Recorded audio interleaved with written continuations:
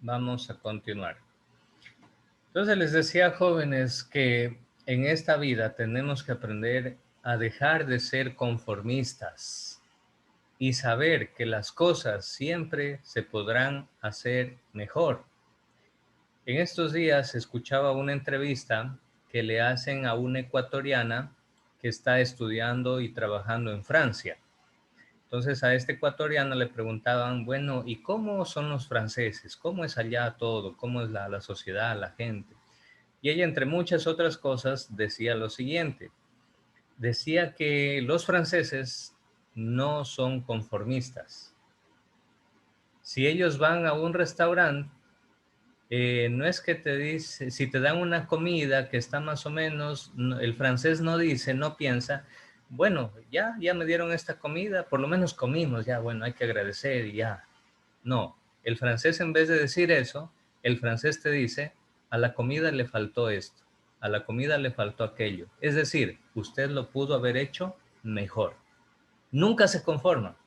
En cambio, nosotros muchas veces sí somos muy conformistas.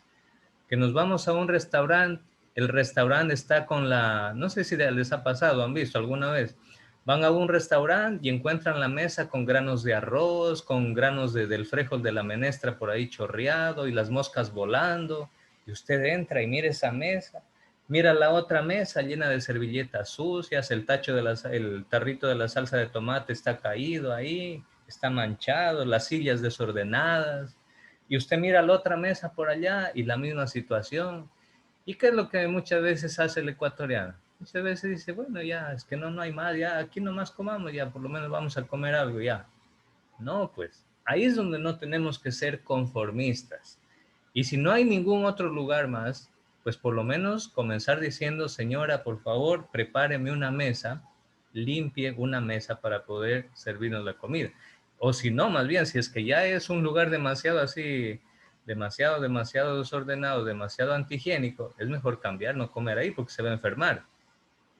Pero lo que quiero decir es nunca conformarse, nunca ser conformistas, porque siempre las cosas se podrán hacer mejor. Grave eso, siempre las cosas se podrán hacer mejor. Bueno, vamos a continuar, jóvenes. Ok, las guerras, las invasiones, los conflictos armados generan un sinfín de consecuencias en las poblaciones. Cuando existe una guerra y, por ejemplo, el país enemigo, el ejército enemigo, viene con aviones y bombardea al otro país, muchas veces esas bombas no solamente están destinadas a atacar a los militares de nuestro país que están armados, sino que están destinados a atacar lugares estratégicos para generar la mayor cantidad de daños al otro país. Y es así que muchas veces los militares enemigos, los aviones enemigos, bombardean, por ejemplo, las represas de agua potable. Imagínense qué se hace una ciudad sin agua potable. La destruyen por la sed, por el hambre. ¿Cuáles son otros puntos que atacan? Atacan y destruyen los puentes, porque los puentes sobre los ríos ayudan a transportar alimentos y armas. Entonces bombardean los puentes, los destruyen, así la gente del país enemigo ya no podrá movilizarse. Entonces, miren todo lo que genera. Se quiebra, se destruye la infraestructura. Por eso dice aquí, los conflictos armados, invasiones, etcétera, generan grandes consecuencias en los países y en las poblaciones.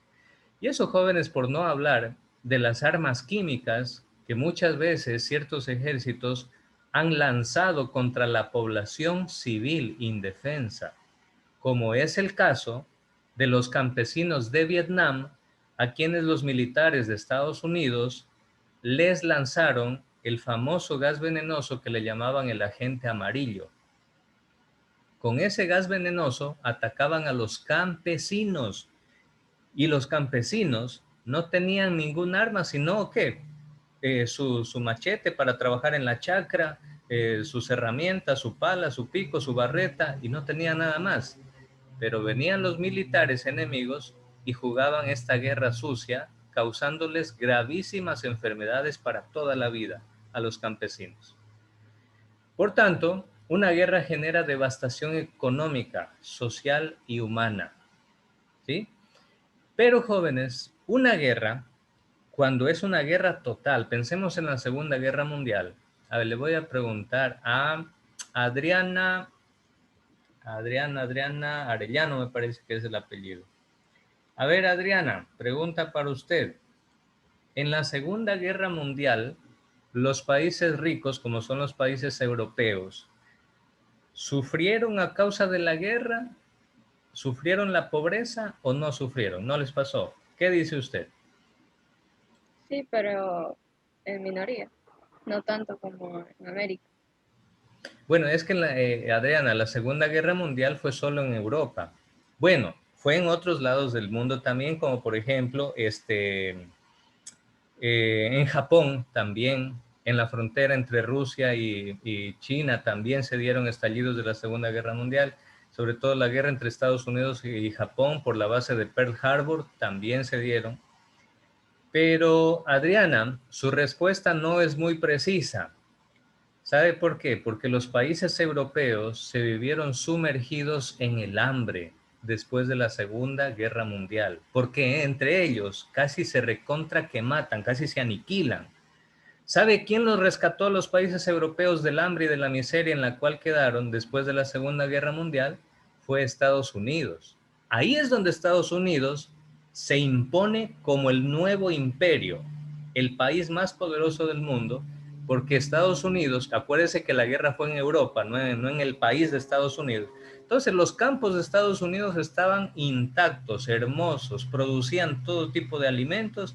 Ahí es donde, viendo que había hambre en Europa, Estados Unidos dijo, les voy a vender alimentos, les voy a prestar dinero, y así los países europeos dependen de Estados Unidos hasta el día de hoy. ¿Sí? Entonces la guerra genera pobreza incluso a los países ricos. Les voy a contar un caso anecdótico. Alguna vez, hacía bastante tiempo, tuve la oportunidad de conversar con un misionero italiano. Era un sacerdote misionero muy anciano, muy viejito, y él decía que cuando se dio en Europa, en Italia, la Segunda Guerra Mundial, él era un niño muy pequeño, de unos 5 años de edad. Y él contaba, porque nosotros le preguntábamos, ¿cómo fue después de la Segunda Guerra Mundial? ¿Qué pasó en Italia? Y él decía, los niños italianos de mi ciudad, de mi barrio donde nosotros vivíamos, teníamos que ir a los basureros a buscar comida. Teníamos que ir a los basureros a buscar comida. Y sobre todo iban a los basureros cuando sobre todo llegaron ya los estadounidenses a liberar Italia, iban a los basureros de los militares estadounidenses, porque ahí siempre encontraban en las latas que tiraban a la basura, habían restos de comida dentro de las latas y eso se alimentaba. O habían papas, patatas, que por ahí solamente se comían la mitad y la otra mitad la botaban, y él decía que ellos iban ahí y cogían esas papas, esos tomates que estaban la mitad buenos, la mitad malos, y los llevaban a la casa para poder comer. Estoy hablando de Italia, que es una de las potencias mundiales. Eso vivió Italia después de la Segunda Guerra Mundial. ¿Y sabe por qué? Los alemanes tenían el control de Italia y cuando llegó a Estados Unidos desde Sicilia, desde el sur de Italia, y comenzó a hacer retroceder al ejército alemán para que se vayan a Alemania, los militares alemanes, resulta que mientras retrocedían los militares nazis, incendiaban todos los campos de cultivos y si encontraban casas de campesinos, tocaban la puerta de la casa, el campesino abría la puerta, le ponían la pistola en la frente, le disparaban y seguían retrocediendo. Si encontraban vacas, ganado, ovejas, cabras, etcétera, ganado de la gente, le disparaban al ganado para dejarlos muertos a propósito. Así de terrible era la guerra, jóvenes. Por eso incluso los países ricos, cuando se meten en esas guerras, se sumergen en la pobreza. Destruye los medios productivos, la infraestructura, la vialidad, como les expliqué, los puentes, las carreteras, los bombardean porque eso les corta las comunicaciones. Y como dijo Valentina Vega, pues eso hace que el comercio sea inestable. No hay comercio. En una guerra, durante la guerra, muy difícil que exista el comercio, la economía fluya, no. Y por tanto aumenta la desocupación, no hay trabajo, hay pobreza, hay hambre. Y sobre todo los hombres que se quedan sin trabajo los obligan a ir a la guerra, a defender su país. Miren que en la Segunda Guerra Mundial, en Alemania y en todos esos países, las fábricas de armas, las fábricas de bombas, de balas, de fusiles, de revólveres, ¿saben quiénes fabricaban? Eran mujeres. Había un gran porcentaje de mujeres que se habían quedado en las ciudades y ellas iban a las fábricas a trabajar, mientras que la mayoría de hombres tenían que irse al frente de la guerra, al frente de batalla, a dar su vida. Así era de terrible la guerra, joven. Entonces, toda guerra genera pobreza, incluso en los países más pobres. Aquí está la ecuación, jóvenes, no hay dónde perderse. Violencia es igual a pobreza. Donde quiera y cuando quiera, se lo garantizo. La violencia es igual a pobreza. Si hay violencia en el hogar, eso va a generar pobreza tarde o temprano. Porque cuando hay violencia, cuando hay maltrato, cuando papá o mamá a lo mejor pasan solo peleando y son violentos, ¿qué es lo que pasa? Terminarán separándose, divorciándose, y eso va a traer pobreza a la familia.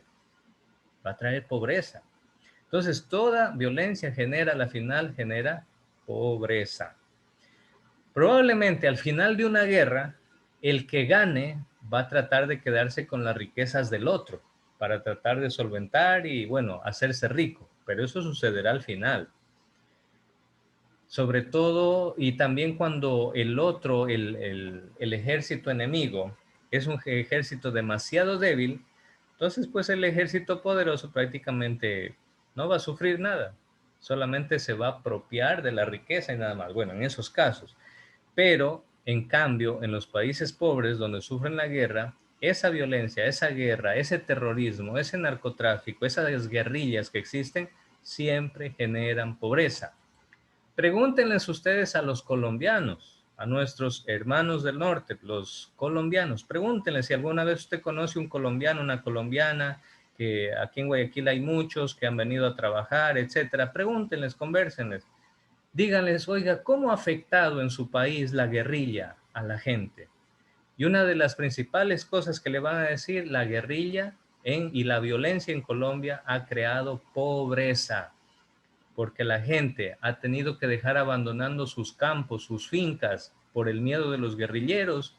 Los guerrilleros llegan ahí y comienzan a sembrar la coca, y el dueño de esas tierras, que era el campesino, le toca salir de ahí solo con su ropita y llegar a la ciudad a trabajar en los trabajitos peores pagados. Por tanto, la guerrilla y la violencia aumenta la pobreza. Acuérdense de esta ecuación, jóvenes. Violencia igual a pobreza. En África, jóvenes, es uno de los continentes más castigados por la guerra. Aquí tenemos en el mapa los países y los lugares más violentos del mundo. En América tenemos dos países que son los más considerados los más violentos, pero yo me atrevería hoy en día, sobre todo con la presencia de las maras y de todo esto, yo lo pondría aquí también a Honduras y a Nicaragua. Están entre los países más violentos de Centroamérica. México por los carteles de la droga, Colombia por las guerrillas y también los carteles de la droga. Acuérdense que hoy en día los carteles de la droga más poderosos del mundo son mexicanos.